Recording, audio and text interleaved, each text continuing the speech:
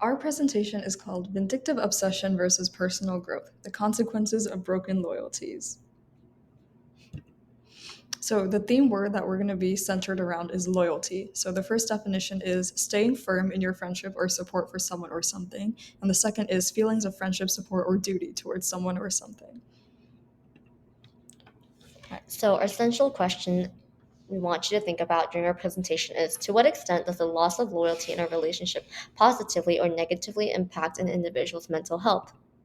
The two individuals we chose to compare are Medea from the play Medea and Anna Marie Tendler, an artist. So Medea is a character who is widely known for killing her family and sacrificing her homeland out of her loyalty for Jason. So once she became his wife, she was willing to do anything for him. She basically became an extension of his own ambitions.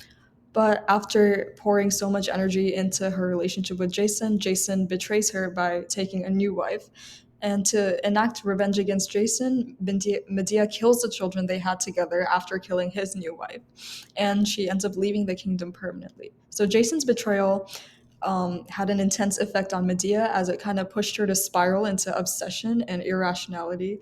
And that was after going through a severe depression. So it significantly affected her mental health. The individual we decided to associate with Medea is Anna Mary Tendler. She's an artist and she was divorced by John Mulaney recently, and and prior to their divorce, Tenley had devoted a lot of her time to Mulaney during his addiction and his recovery. However, he neglected her efforts and explicitly chose his new wife after he divorced, and stating that she had been the one who had helped him throughout his recovery process.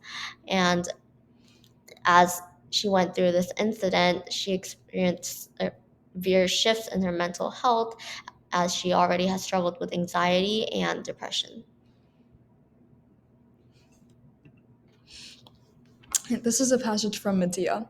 And when I have ruined the whole of Jason's house, I shall leave the land and flee from the murder of my dear children, and I shall have done a dreadful deed.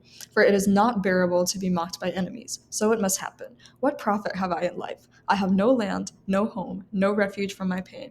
My mistake was made the time I left behind me my father's house, and trusted the words of a Greek, who with heaven's help will pay me the price for that. For those children he had for me he will never see alive again, nor will he on his new bride beget another child, for she is to be forced to die a most terrible death by these, my poisons. Let no one think me a weak one, feeble-spirited, a stay-at-home, but rather just the opposite, one who can hurt my enemies and help my friends, for the lives of such persons are most remembered. Anna Marie Tendler's excerpt.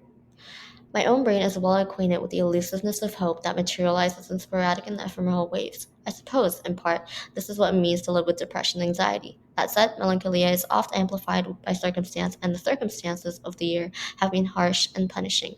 I find myself asking, when will I feel normal? But in reality, I recognize that the normal from before has expired. Normal is an impossibility, there is only new. So, how does one digest grief? How do we metabolize trauma, collective and individual? How precisely do we sit with in order to move through? We call our friends, we allow ourselves to laugh, we cry in parked cars, we work, we rest, we throw plates just to watch them break. We make things with our hands, we write, we read, we watch movies, we listen to music, we run or walk or sprint or dance. We ask for help or learn to ask for help. We love to learn to love again. So to kind of compare and contrast the ideas present in these two excerpts, um, first we want to focus on the initial response. So both women felt a significant loss of hope after being cheated on, as they both experienced kind of an intense depression. But while Medea's sadness gives way to fury eventually, Tendler's tone is reflective and melancholic, and at the end, it's even hopeful.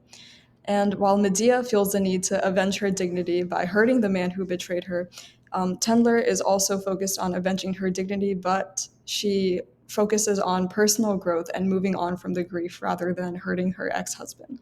So again, both of them are determined to regain their strength because neither of them want to be weak any longer. How could you do this to me? You betrayed me. I hate you.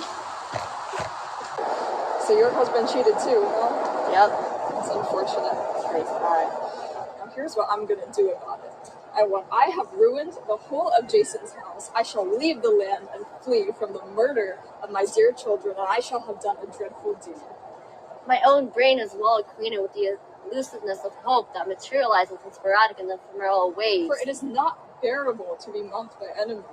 I find myself asking, when will I feel normal? What profit have I in life? The circumstances of my year have been harsh and punishing. I have no land, no home, no refuge from my pain.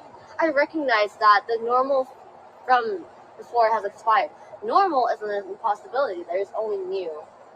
My mistake was made by the time I left behind me my father's house and trusted the words of a grief. So, how does one digest grief? Who, with heaven's help, will pay me the price for it?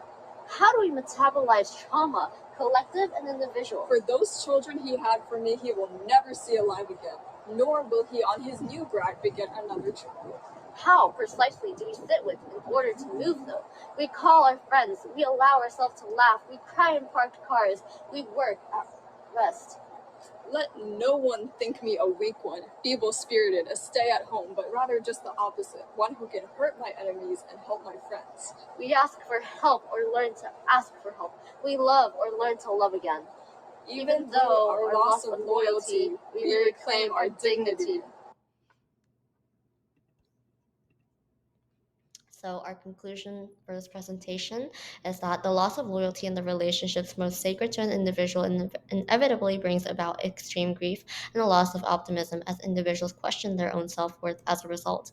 So we invite you to think about this question now. To what extent are women's experiences of loss of loyalty different than those of men?